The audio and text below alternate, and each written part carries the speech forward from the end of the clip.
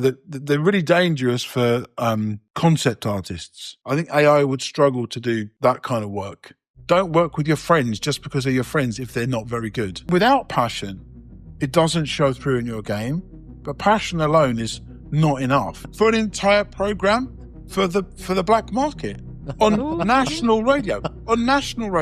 11 best games, you said. Have you ever had a feeling creating one that, wow, this is going to turn up very good? Yes.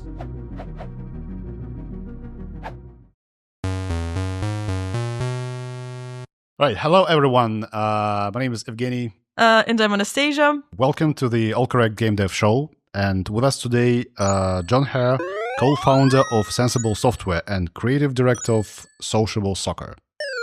Hello, Jon. Hello. Hey. All right. How are you today?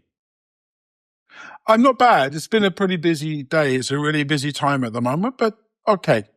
All right. I was a bit sleepy earlier today, but now I've woken up. Okay, good. Would you like to add anything to my introduction? Well, I mean, I've been around a long time in the games industry. I've been since 1985, so obviously done a lot of things. Sensible Software was my first company, which I guess we're going to talk about a bit soon, which I sold in, myself and my business partner sold in 1999 to Codemasters. I've done a bunch of consulting with different companies. Most recently, I run a company called Tower Studios since 2004, which actually I just sold about a month ago, just over a month ago. Okay. And I continue to work on Sociable Soccer, which is my current project and has been for 8 years. And I've done loads of stuff in the middle, but we'll come to that. Okay, good. Well, that's impressive. Let us talk about that in more detail. All right, but we'll start from the past. What was the first computer or video game you played? So I was born in 1966. I remember when I was about 8 years old in school, so in about 1974, there was like a school fete where you have these different games and stuff to play, like bashing a rat as it comes out of a tube and throwing the ball in the holes and these. And someone had Pong, like an early version of Pong. I don't know what it was on a TV to play. And I remember playing that when I was about 8, maybe 9. So this would be the first time I'd ever seen a computer game.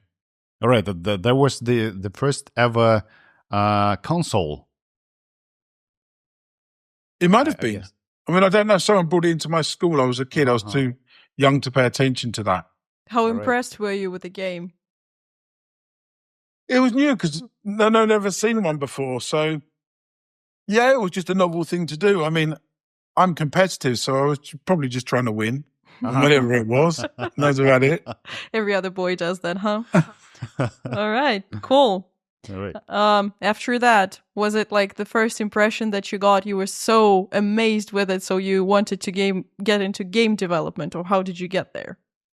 Not at all. I mean, computer games, there wasn't really much around when I was a kid. Like I mean, I'm famous for making football games. I played Sabutio. Do you know Sabutio, where you flick these little men on a cloth? Have you seen this?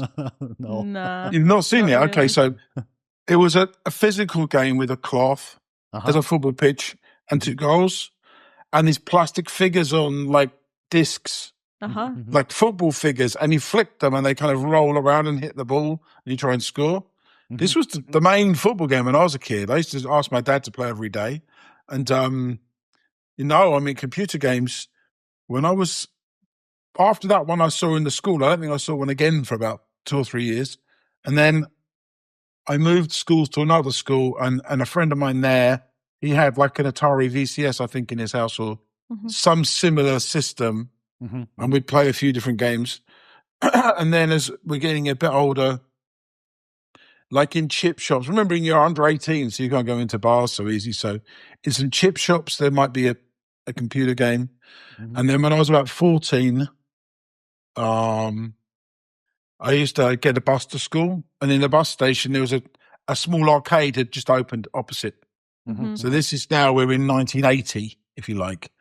And at this point, there was started to be these small arcades. You could play like Centipede and Asteroids and Joust and these kind of era of games. And Yeah, so I played quite a lot in there when I was waiting for the bus.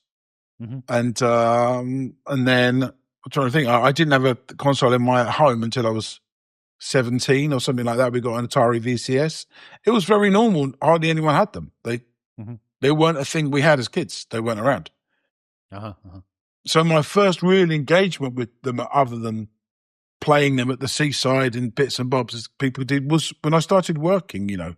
For me, the experience of games was neither as a player particularly first, although I did play some Commodore 64 games when we started to get into it quite a lot, actually.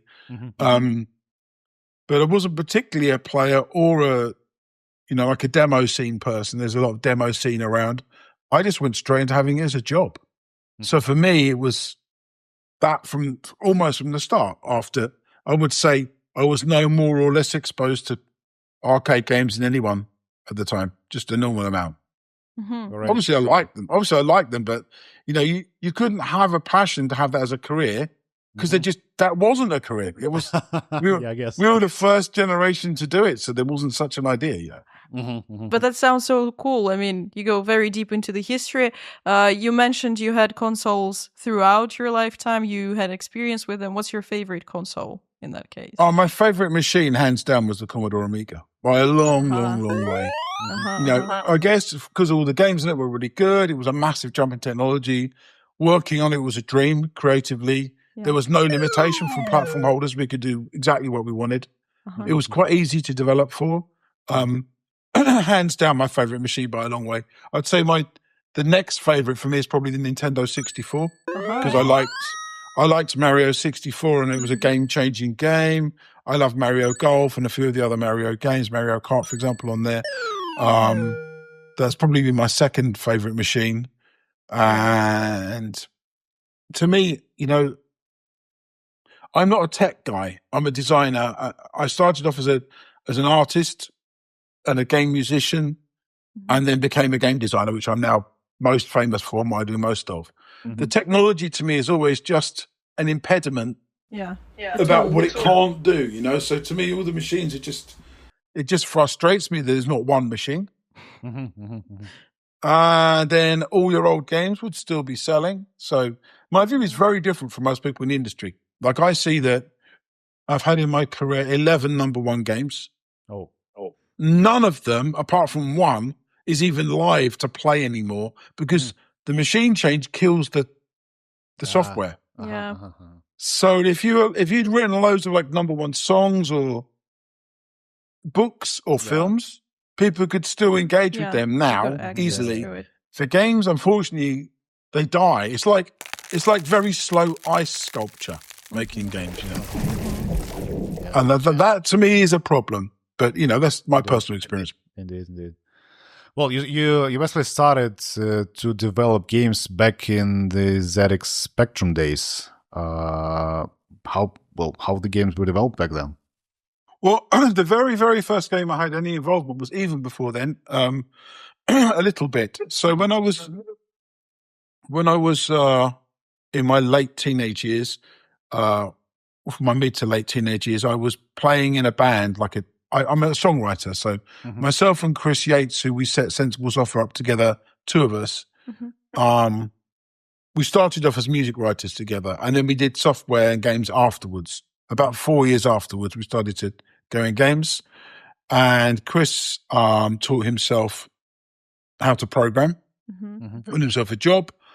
I went to his house one day, and he was trying to make a game on the ZX81, which is the old black and white machine before the Spectrum. And he was making a game called Sod Off the Sorcerer, which is just about a wizard trying to keep some dragons out of his castle and throwing things, magic bolts. And he was struggling to do the art. So he asked me, because I'd studied like art and things. So I had a go at doing the art. And luckily for me, the company that Chris was working for liked the work I'd done. So then they offered me a job as well as my friend. And so we worked together. The first game we actually made together properly was a game called Twister, and that was on the Spectrum. when we designed it and did the art and programming together. But before that, I did a bunch of small art jobs on various machines, the Spectrum, the ZX81, the Commodore 64, these kind of machines, What kind of art production was that? I mean, I know a bit about art production nowadays, but how was art handled back then? I mean, now you just go to a software, you produce a 3D model, and then you apply texture to it, you're done. What was that back then? Well, it was basically the equivalent of drawing textures pixel by pixel. I mean, you had complete control of every single pixel on the screen. So although maybe the downside was that you couldn't do so much with the machine, it wasn't capable of producing so many colors, such a high resolution, etc., etc. There's not so much memory, but you had control of every pixel. So actually, when mostly we were drawing blocks, like 8 by 8 pixels or whatever the shape was, 16 by 16 of two different colors. Sometimes in like square pixels and sometimes in these brick-shaped pixels that are like 2 wide and 1 high. And everything was constructed out of those. And that was what I was doing, making the art that then the program would manipulate and use around the screen. Right. And it was, to be honest, I mean, I've not really done 3D art. I kind of stopped being an artist once when we moved to 3D.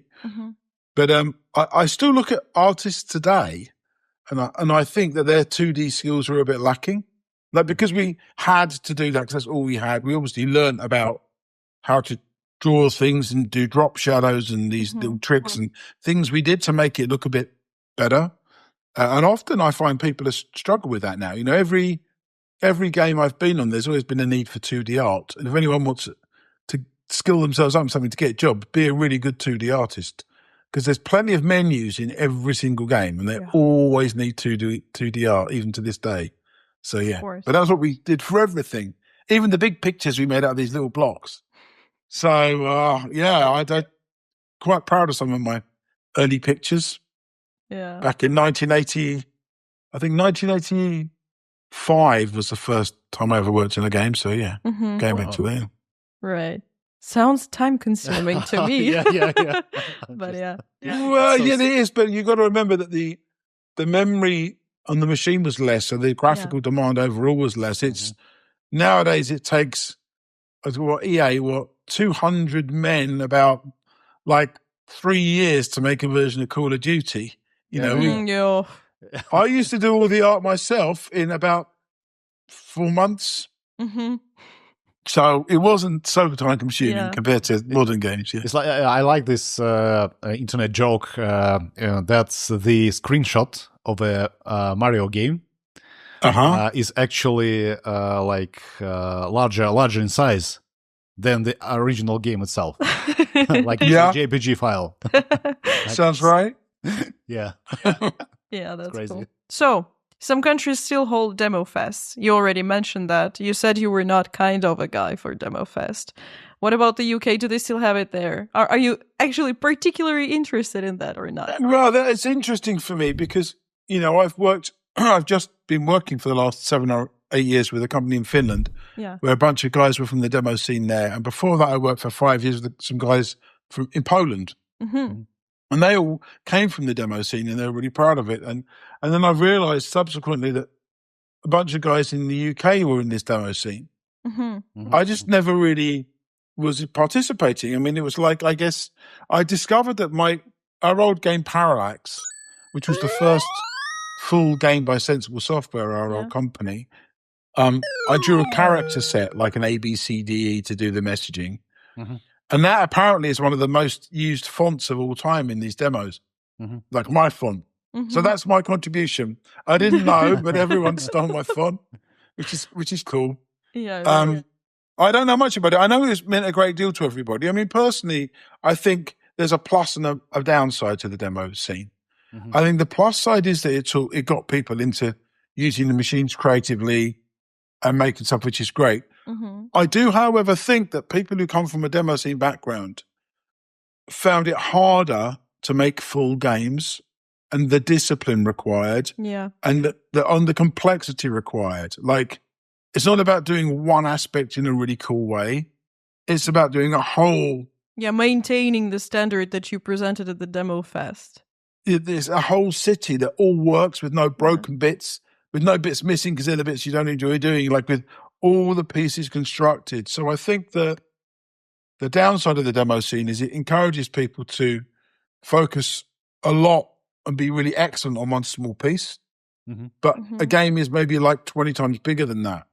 And they've all got to join together. So I think that sometimes the expectation of people like me to make really big, complex games is quite hard for people from that background, because I expect them to think like we're constructing a universe and technically it's all got to work. And we don't sacrifice, I don't know, the reward system working to make the graphics look cooler, things like that. So I think there's pluses and minuses, but it's obviously was really big across Europe for many, many years and still going in a lot of places. Yeah. Okay, good to know. I have this quite specific technical question. When I was a schoolboy, my information technology teacher told me that it was actually possible at some time to transfer programs via radio, like using radio waves. I mean, is it true? Were you able I've got a brilliant example of that. So I go out to Poland quite often. I'm going out to Poland this weekend. So one week every year, there's this Pixel Heaven. It's a big retro games festival in Warsaw. And for the last 10, 11 years, I've been going out and doing a concert. So all our old music, we play concerts there. And I was chatting with some of the guys, the Polish guys, who are all the retro gamers, and some of the guys who I see there every year. You become friendly with them, have a drink after the thing, whatever. And they were telling me that on Polish national radio, they used to broadcast. Oh my God. Broadcast the entire thing for an entire program for the black market on national radio. On national radio. Oh, national, oh my God. There's no concept of IP theft at all. Yeah. So, and I've heard the same story in Holland as well, but yeah, in Poland it's incredible. Yeah. So yeah, I have heard of it. Yeah. Good. Well, did you use this method to distribute your games, perhaps? No. We never pirated our own games. Funnily enough, we wanted to sell them. Yeah, I mean, perhaps to your friend or something. Yeah. No, we didn't. No. Okay, but this sounds... to me, it sounds futuristic, to be honest. Although it was like ages ago. Wow. Yeah, you're going to go back to the 80s, yeah. Yeah. All right, so you mentioned multiple times your love for football. You said that, you produced many football games. Where does this come from? How do you love football so much?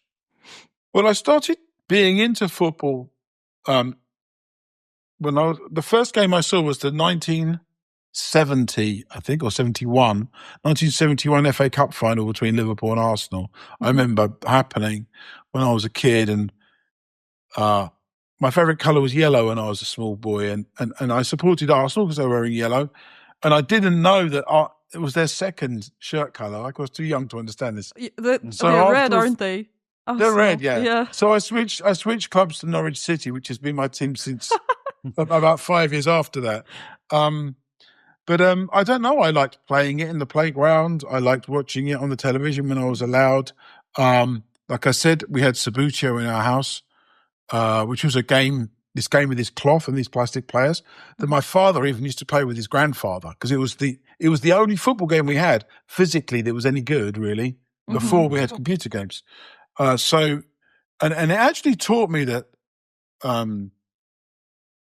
when my dad used to come home from work every day, I literally had it set up, ready to play. It's like, come on, Dad, let's play. Straight, as soon as he walks in the door, of course, he wants to sit down, relax, have some dinner and whatever. And part of the inspiration for making certainly something like Sensible Soccer definitely came from that time. Just having a computer to play against instead of waiting for a human being to turn up. Being able to have all the international teams, which they had in Subbuteo, with a little booklet about a red and white team was Manchester United, but it's also Benfica, and it's also like the Hungarian national team or whatever. So you learn all these kind of things. And I think that inspired me. And now I'm just, I don't know. I mean, what can I say about football? I watch it a lot on the television. I'm a Norwich City fan. I go to a bunch of games when I can. I went to the Champions League final on Saturday, which was amazing. Sat with the Madrid fans.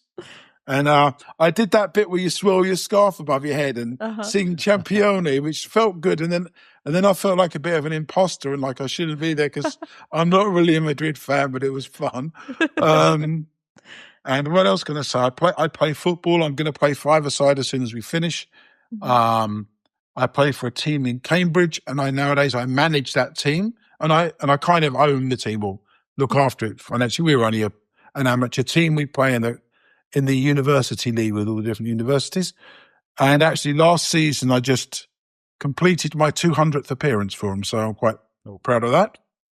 We win our own little trophies from time to time. So it's okay. I engage as much as I can, I guess. That's cool.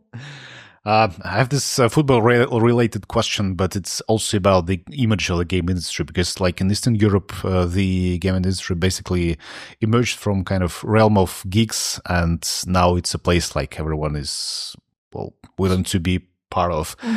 Like, do you think that David Beckham is probably going to send his children to be developers? David Beckham? Yeah. Being honest. I learned today that he likes to be a beekeeper. And he was talking to Prince Charles about it. A beekeeper, yeah. Jesus. But I know isn't that quite I don't know. He might do. I'm not he's got quite a few kids, isn't he? Oh yeah. Like a whole bunch of them. Yeah. Like a half of a football team. He has 5 of them. Yeah, 5 aside. I'm sure one or two of them will be interested in some kind of media and possibly games. Why not? I mean, like you say, games were like started off being what the geeky, nerdy, non-cool kids did everywhere, really, pretty much everywhere, because you needed, in fact, even more so in the old days, like all the programmers from the old days were really brilliant at what they did. There was just so many, like, people I know, really brilliant pioneers, and you needed to be a little bit off the charts to do that, really. Nowadays, there's a lot of programmers that just did it for a job. But in those days, it was people, all of them really like pioneering in their own way. Yeah. Yeah. All right. So 11 best games you said. Have you ever had a feeling creating one that, wow, this is going to turn up very good? Yes. Sensible Soccer, the only one. After 2 months, we knew it would be a smash hit, and it was amazing, and we couldn't believe we'd made it. It was... Which year was it? It was 92. 92. Sometimes, like in our case once, but you do something creatively. Maybe you guys have experienced this. You do something creatively and you go, wow, how did I do that? It's really amazing. And between us, we knew it was not normal to have got so many things so right so fast. Like when you make games, you make them, you tune them, you refine them. It's too slow, it's too big, it's too boring, whatever. This just went bang, and we went, yeah, this is it. This is all we need. So we kind of were smart enough to put certain bits of the code in a box so we never touched them because they were good. But that's the only one where I've gone, wow. Well, because we all went, wow. It wasn't just me. It was a whole lot of us. We went, this is it. And we were right. It was our biggest hit. Yeah. So our intuition was correct. All right. Well, what is your favorite football video game right now? I'm biased. I'm going to say Sociable Soccer. So, but that's not, aside from our game, apart from Sociable Soccer, our game, please buy it. Coming out on Friday. It's coming out on this Friday. All right. On Switch. So buy it on Switch. It's already out on PC. The update's coming out Friday. PlayStation, Xbox are coming very soon afterwards. That's what I can say. Buy our game. Anyway, thank you. The best other games I've played recently, I played New Star Soccer a lot. I thought that was very good on mobile. Uh-huh. Do you know New Star Soccer? No. And I played a chairman game, football chairman, which was really fun. Again on mobile. That's it. They're the two I've played the most in recent years. Obviously, I've played all the other big games down the line. But yeah, SWOS is my favorite game because it's my best game. But right now, Sociable Soccer. Some people are even saying, which is great, I prefer it to Sensible Soccer now, which is good for me to hear. Good. Well, actually, this is the time that we have to ask our listeners to subscribe and follow, leave the comments, and on Friday, go and buy on Switch Sociable Soccer. Yeah. Or PC. You can buy PC. We don't mind. Yeah. That is also an option. PC updates there as well. All right. Let's proceed. Yeah. Do you have a kind of dream game that you would like to develop? Well, this is a good question. I think for me particularly, I've made a lot of games that I've spent a lot of years on that haven't come out. So, I mean, I made a game called Sex, Drugs and Rock and Roll, which was a point-and-click adventure about like a guy who was a rock star in a band. I spent 4 years on that game and it didn't emerge. So that's like a dream game that didn't happen. I made a game called CCTV, which was about being a police inspector looking at cameras all over this town. Orwell style.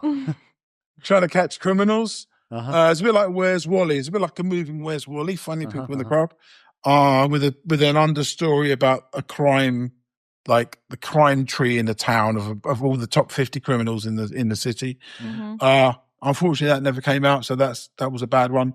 I made Cannon Fodder 3. I designed that, which was like a follow-up to Cannon Fodder with loads of different people on it, where you had like spies and mountaineers and other characters.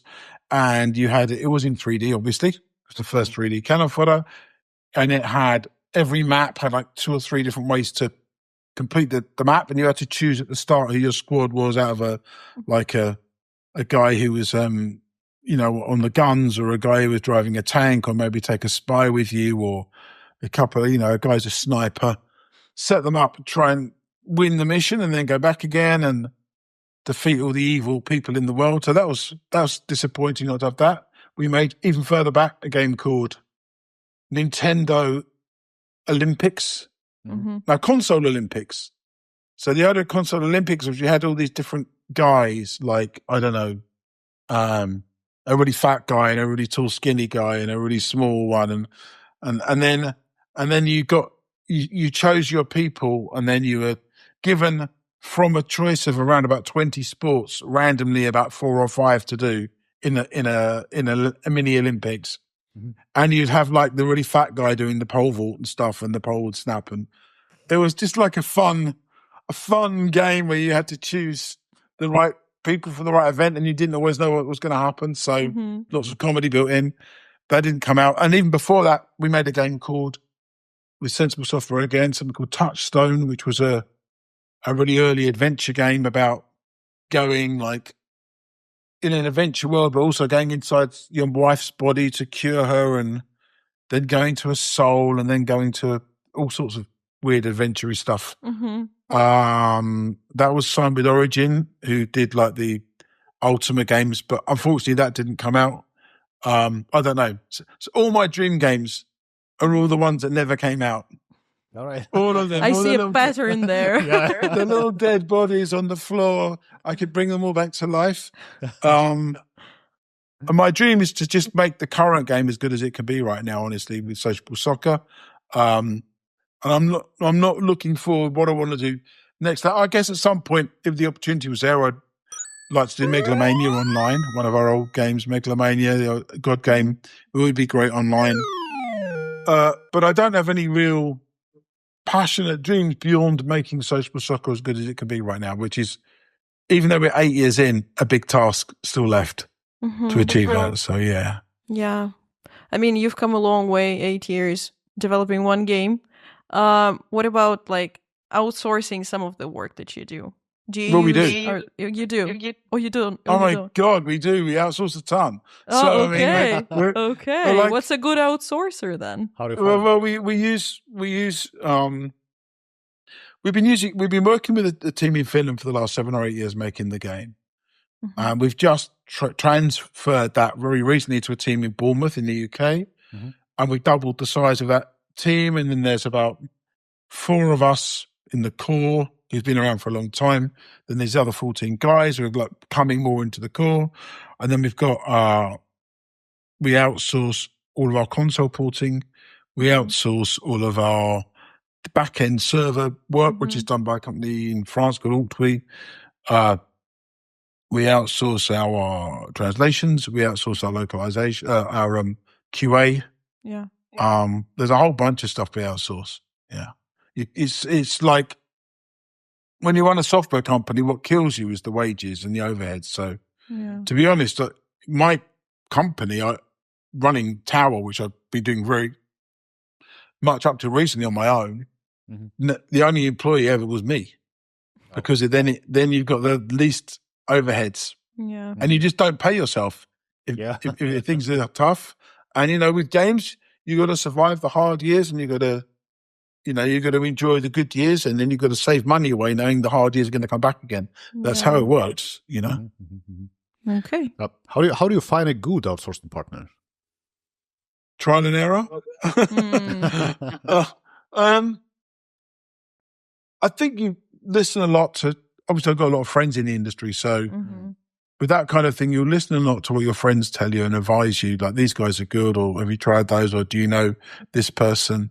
You can look at obviously look at show reels or work that they've done. That's always the best way to assess anybody, to look at what they've done previously. Makes sense. And then the other part is hammering out a good deal. Are they reliable? Are they too expensive? It's you'll find out in the end if you like them. I think that they've got to technically fit in with your team as well. But there's lots of decent outsourcing companies out there. I mean, right now as you may know, that the games making world in the last 2 or 3 years has been pretty tough. And this is because the money's dried up at the top in the investment side. And the reason that dried up is due to too much investment in NFTs and blockchain and rubbish. But basically, you took all the money away from the proper game developers, whilst people pursued this Emperor's New Clothes of, making 20 times their money in a year, and ended up losing it all because it was just, as usual, another fantasy. Like, we get this in games a lot. People from the outside want to pretend it's not like it is and they can control it in a normal way. And unfortunately, it's not. We're making games. There's an inbuilt risk in what we do. It's controlled by platform holders. We can reduce the risk by employing good people, but we can't guarantee it's going to go away. So unfortunately, the way the money chain works, the investors put money in. Once investors put money in, then the publishers have got confidence. Then they take games on and they get developers to make those games. And then the developers look for outsourcers to supply them for certain additional content. And the outsourcers are the end of the chain. And that's why they're the first to suffer, because they're not getting money because the developers aren't getting money. And the developers haven't got money because the publishers have got money. And the publishers don't have money because the investment's not coming in. And the investment's not coming in because people spent it all on NFTs and blockchain and rubbish. And but hopefully later this year, from my friends in the know, tell me that this should change by the end of this year. Oh, well, so yeah, we sure do. Yeah, it's about investment. Yeah. But having said that, we've had a fantastic year for my company. We've had great investment. We've been, my Sociable Soccer has had an injection of money into it. We've had a company, we've become part of a media group. They've kind of effectively acquired what we're doing, and we've grown. So this year, early in this year, we've had good investment to prove that it is out there, and it's transformed our business. So we're in a actually the strongest position we've been in for about 7 or 8 years right now.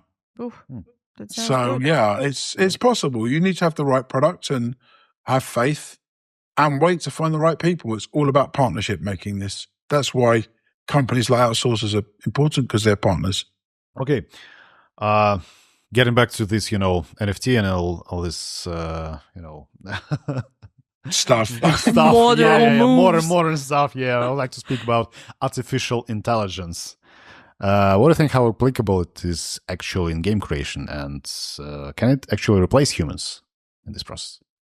Of course, it can replace humans in some more robotic jobs. There's no doubt. There's a bunch of processes in all industries where they're quite repetitious, and you can apply them to different products, and they can probably do them a lot faster than human beings. Like populating data tables in a certain way, these kind of very mechanical procedures.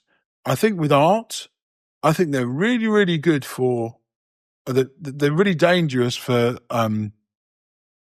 concept artists. That's where you've got the biggest danger, where your job is to design a unique character. But I think that what concept artists have to do is embrace that. I think they have to actually work with it themselves. And then a good concept artist will be able to take an AI concept and make it into their own thing. Like really refine it and make it into their own thing. Because what AI is never going to do is give you exactly what you want. Yeah. They're going to give really good ideas and concepts of what you might want to do. But if you want it to be exactly this, describing every single thing in words is really, really hard. But I think art is an obvious place where there's danger. Also music, a lot of musicians are starting to say, particularly, I think, music without lyrics, instrumental music. I think that very functional stuff is more in danger. So you could have an AI secretary write you a very boring, dry letter about, please can I book an appointment for the dentist on Tuesday afternoon, if you want it. And I know that they put some of these styles in, but I think if you want to be really personal, it's hard for AI to replicate that. For example, if you wanted to write something that really hurts somebody because you got really dug under what gets them personally and frame it in the right way to really hurt them, I think AI would struggle to do that kind of work where you're just really gonna teach him, right? Maybe, but it's that human instinct of knowing how to pace stuff and how to get maximum effect. That kind of subtlety is harder to teach, and probably, I was going to say it's a waste of time. If what we badly lack in animation is human style reaction to events. Actually, if we could have like a crowd of people and, I don't know, an accident happens in front of their eyes, like a car crash, and then we look at the faces of all the people in the crowd and they're starting to react in plausible, shocked ways in the right direction with variety and stuff. That would be quite a good application of AI, actually, in a lot of NPC where the focus isn't environments. Because it's the subtlety that's missing. It's like if you're talking to somebody, if you're talking to someone for the first time you meet that you're attracted to, and seeing if they're responding to you in the right way, you're correct to read the signals. You're looking for tiny movements in their face. Probably we don't even analyze with our brain how this is working in real time, but it's tiny silent things that tell you how someone's feeling in their look. Yeah, but you have to be a human to understand that. Yeah. Yeah, exactly. Yeah. So I think that it depends on the level we can go to, but I think lots of areas, particularly kind of semi-programmable things. I think there's a lot of work we can do with AI, actually, if anything, from a developer's perspective, to give ourselves artificial assistance. If you tell me what AI's best application would be right now, hands down, it is just every human being on the planet has got a computer and a phone now, just being your computer assistant. So it says, in order to do this thing, all you need to do is go to this website, open this link, find your password, clear some memory, blah, blah, blah, blah, blah, blah, blah, and then you'll be able to see that photo. And if you could just press do it on an AI and it did all the shit in the background and just solved the problem so that whatever you technically are challenged by with a computer is solved in one click, that is hands down the best application for AI right now. Because there's so much incompatibility, illogical things which just don't work, connections breaking down, passwords forgotten, what humans are bad at. So we need AI to concentrate on what humans are bad at and help us, I think, is what I'm saying. And once they've solved that, I turn my computer on and nothing goes wrong and everything works and every payment you make goes through with one press of the button without being frauded, then we can focus on the game stuff, because that's more important. Finally. All right.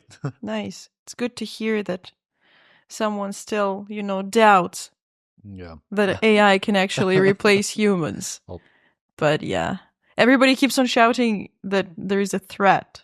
Although there's a threat I think there's a threat to like low-level work, but not high-level work, really. Yeah, I mean, a lot of people still do low-level work and they need this job. So, well, then their job might be under threat. Well, yeah. This is the cycle of life, I guess. Okay, right. What was the last game that has made an impression on you? I know what you're going to say. No, it's not my game. It made an impression. Yeah.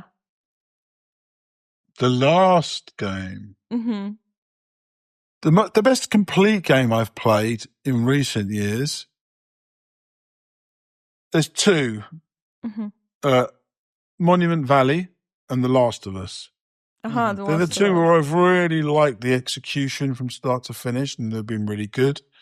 I really think Candy Crush is amazing. I mean, I play it still sometimes. I think its level design is perfect.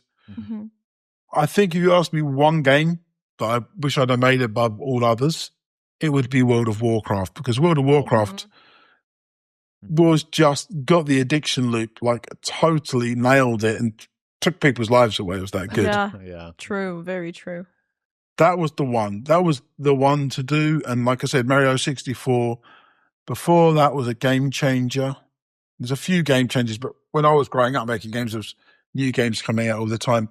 I would have to say probably the biggest of all time is probably World of Warcraft. Not necessarily my favorite game, but the one that was like the most wow.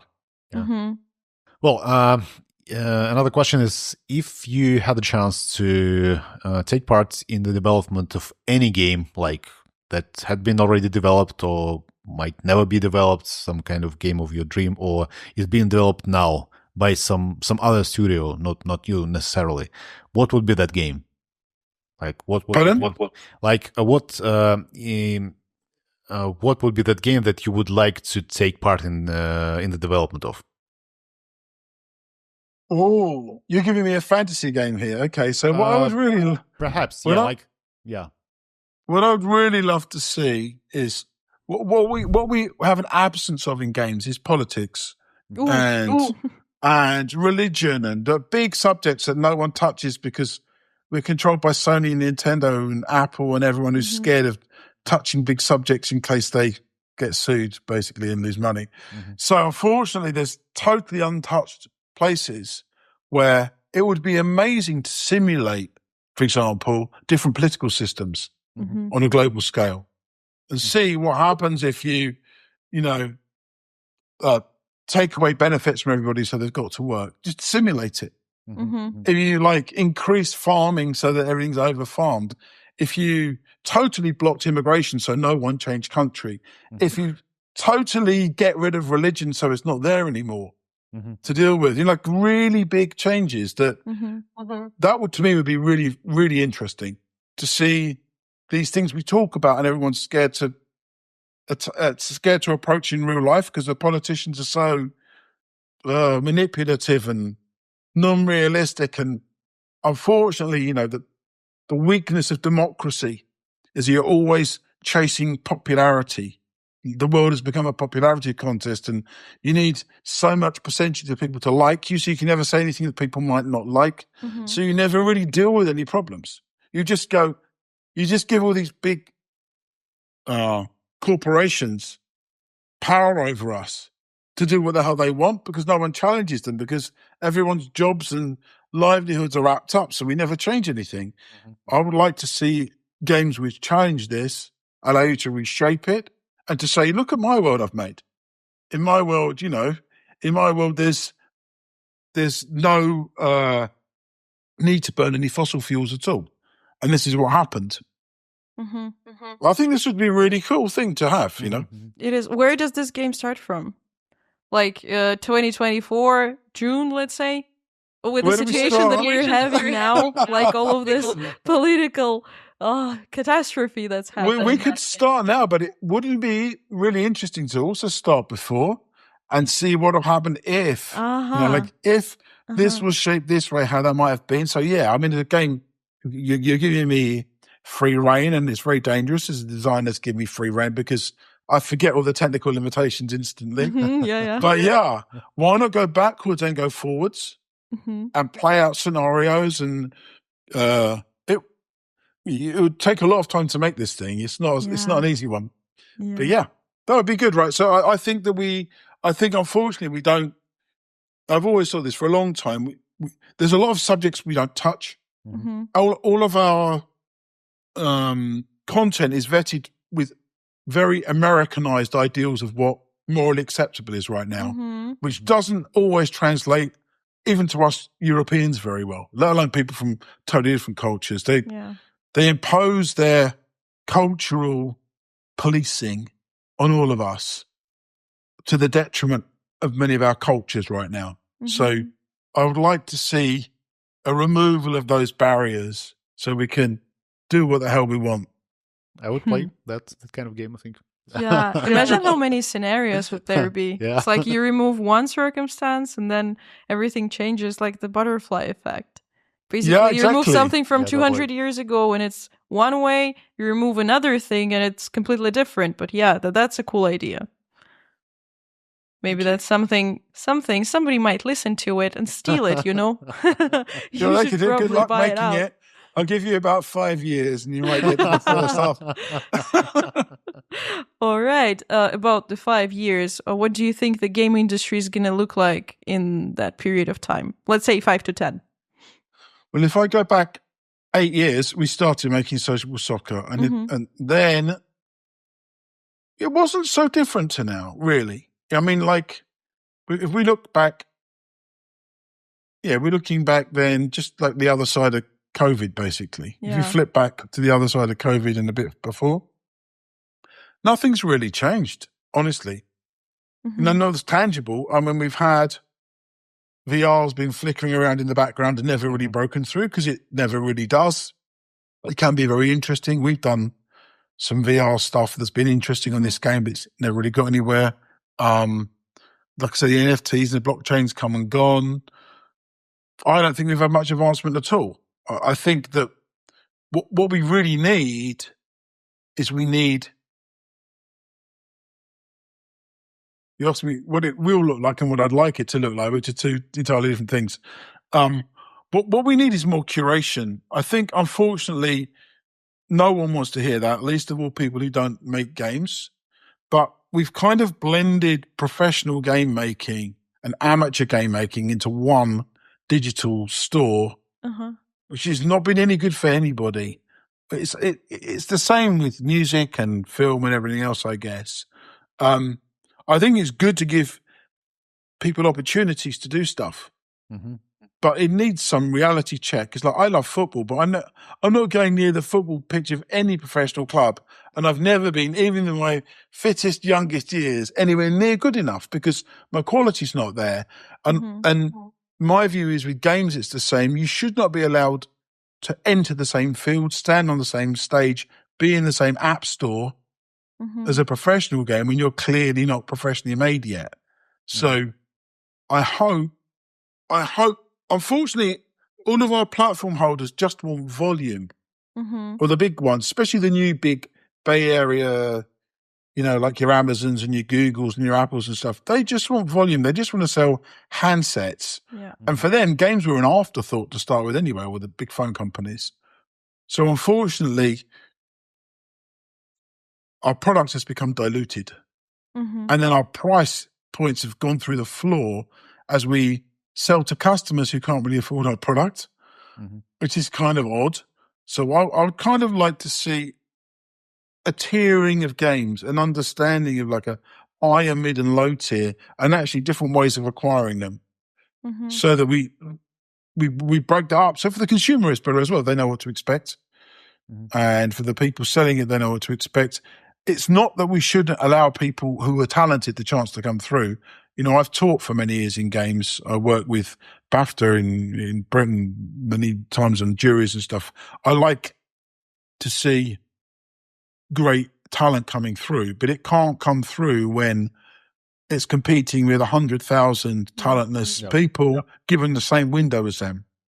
There's something wrong about that, and that needs to be addressed. So I think that perhaps a bit more elitism in quality, perhaps a bit more deliberate differentiation. In other words, if you look at music and you've got like rap music, which not everyone likes, and heavy metal music, which not everyone likes, and classical music, which not everyone likes, but they've all got big markets, and they're not all mixed together as if they're going to sell in the same place. Whereas with games, we tend to mix everything together. I think we could have some kind of separation of genres, not this concept that you make a mobile game that everyone's got to play. You got to understand that not everyone is going to want to play certain games, and it doesn't matter. So I think that not being so controlled by companies hell-bent on world domination would help. We're an entertainment industry. If you do a good anything game, if you do a good, as it's proven, a good railway game or a good aircraft simulator game, it's got its audience. We need to get more to that of separating the audiences out, and hopefully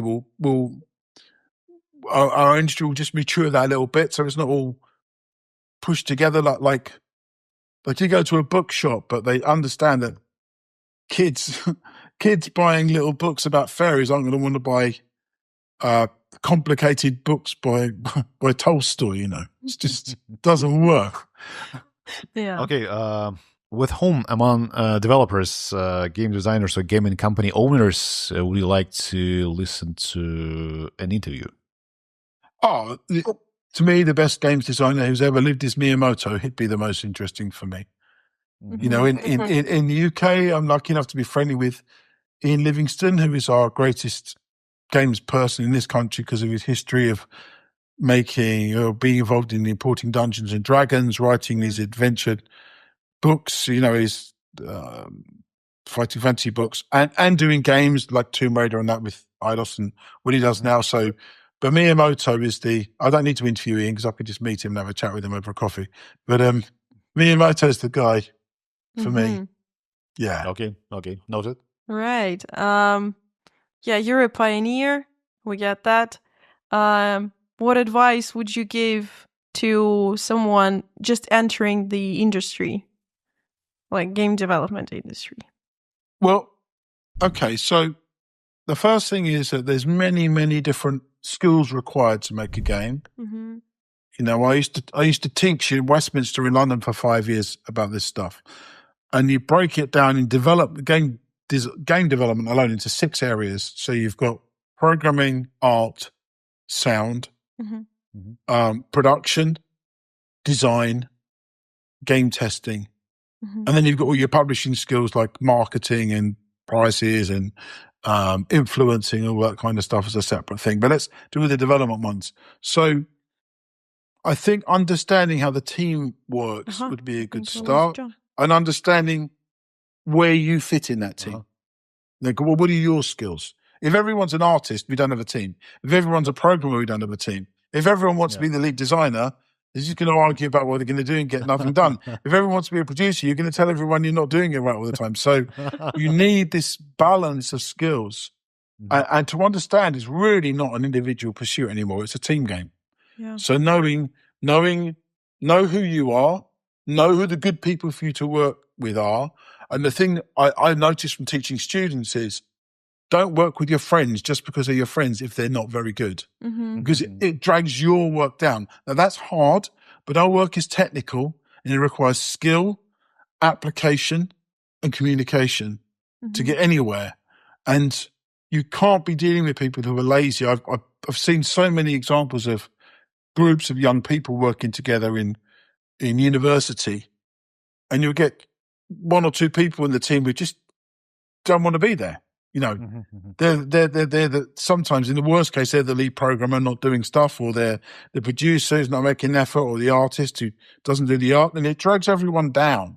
You end up dragging everyone down with you. So the first thing is to give yourself a chance by working with really good people.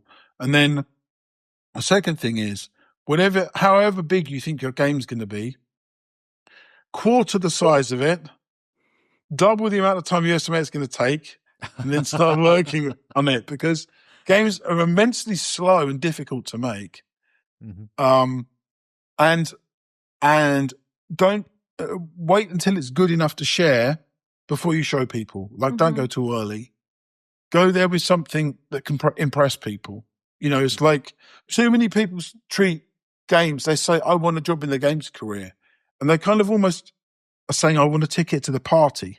They just want to be involved, but they don't really know what they're going to do when they get there. You know, you have to have some passion and something to offer. Because once you get to the professional level and you come to someone like me and say, I'd like a job as a designer or a producer or artist or programmer or whatever, then you need the portfolio to prove you're even worth us even thinking about on the pile of CVs that we might look at again. You know, it's a brutal industry. In the UK, only 1 in 8 people that were graduating from universities actually get a job. Oh. It's brutal. What do other people do? Jesus. Well, they find other jobs. I mean, half of them, to be honest, shouldn't have been studying games anyway, if I'm really hard. But, you know, you get 10 to 15% who are really good. And then you get another 20% odd who are either good for a games or a related industry, like they could go to programming or they could go to animation, or depending on what type of person they are. So, but yeah, I mean, it's hard. It's when you've got a job that anyone can do, you've got to be good at it. Because at the end of the day, you're selling a product to people that's going to be of a certain quality, or people are going to not be attracted to it and not download it, and no one will make any money. Then it's not a business. And if it's not a business, it's not a job. And then because it's not a job, you're not going to get money. You can't pay for your house and your car and your food and look after your kids and stuff, you know? That's the reality of it. Yeah, right. Thank you. Well, we've actually covered everything, I think, unless there is something that we should ask you but haven't. I want to ask a question. Like, as you said, you can't leave off your passion. You have to have a job that pays your bills, right? But have you ever met people who actually lived in this kind of a circumstance? Like, they couldn't afford anything because the game they were producing was not bringing them any kind of a income. But then they kind of popped up. The game started becoming extremely popular or something like this. Like, huge success stories. Of course, there are examples like that. There's examples all over the place where you know, even in my career, we've had really difficult points where you're running out of money and, you know, but you're close to finishing something good. I mean, once you get into actually making a game and actually say 50 to 75% of the way there and it's looking good, then of course you keep going, because then you want to finish it. Of course. But there's a long road between starting with an idea and getting to that point where you've got a 75% finished game. And it's really difficult to take that. Sometimes you've done something brilliant, but you've just been unlucky. Unfortunately, that happens a lot. And it's the time it takes to make games. It's almost good when you're starting to start on maybe on a mobile phone game in a very simple one. And just make it fast, because you're never going to make money out of your first attempt probably these days. Just make it fast, learn the process, and go in again. And start yourself off realistic. Some people, passion is without passion, it doesn't show through in your game. But passion alone is not enough. You need passion and talent, and most of all, dedication. Without dedication, without continuing that passion for a year, 2 years, you're not going to achieve anything. It's just like a dream that comes and goes. So it's application and that. There's no science, and unfortunately, some people will be really brilliant and lose because that's what happens. Like the timing doesn't work for them. It's just that's it. I don't know what to say. The more you try, the luckier you get, is what they say. Nobody's like sport. Sounds to me like it. You have to have a lot of discipline, and like talent is 10% of it, and then your discipline is like 90. Yeah, you need and you need often you get, it is like sport, I guess, and often you get people who they want to be one thing, like they want to be a programmer, they want to be a designer, but you know what? They're a really good game producer. They're really good at managing the people. Yeah. But they don't. That's not what they thought was cool. So it's a matter of understanding you can let go of the role. Like it's like in football, you want to be the goal scorer, but actually you're a really good defender because you're good at kicking people. So as long as you're part of the team, you're in. That's all that matters. We can't all be the top goal scorer. We can't all be the lead singer. We can't all be the lead prima ballerina. There's a whole other lot of ballerinas and other people on the stage at the same time. So it's like that. It's having the focus on who you are and how you fit in with this. And then over time you learn, we all start off junior, and over time we learn more seniority and whatever. And eventually, I guess I've been in this role for a long time now, but you get to the level with me where I'm like a creative director or a professor in a university. Everyone listens to you and goes, "Oh wow," But you started off as like the junior. Everyone does. It's just making your way up the ladder. Right. Yeah. Thanks. Yeah, thank you. Yeah. Well, actually, we've run out of questions, I think. But that was. Yeah. Perhaps you would like something to add. No, this has been fun, and it's great to speak to some people in Serbia. I'm a big enthusiast on like general culture and how that works, especially European culture. Well, thank you so much. It's been a real pleasure talking to you. A pleasure. It was amazing. Thank you so much. Thank both of you. Okay, take care. Thanks. Cheers. Bye-bye. Cheers. Bye-bye.